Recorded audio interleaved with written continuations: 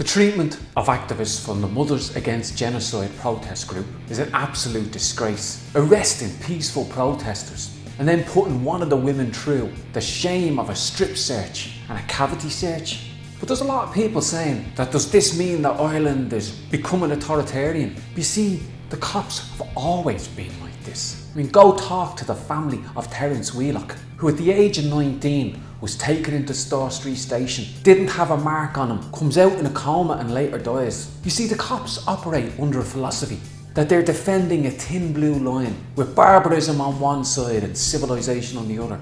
Our working class communities have always been on the wrong side of the thin blue line according to the Garda, and so they can treat us like animals. But whenever people strike and protest, they're placed on the other side of the thin blue line. People might remember the Reclaim the Streets protest on Dame Street, where the cops went wild, battening teenagers up and down the street. And during the water charges, when they set up Operation Midson to spy on leading water charges activists as they pushed working class people up and down the estates when they tried to protest against the installation of water meters. And some people would say to the cops, "Why are you doing this? Do your real job," as if their real job is fighting crime. When the Gardaí turn up at the Debenhams picket line in the middle of the night and help break a workers' struggle, that's their real job. When the Gardaí intimidate activists and social movements, that's their real job.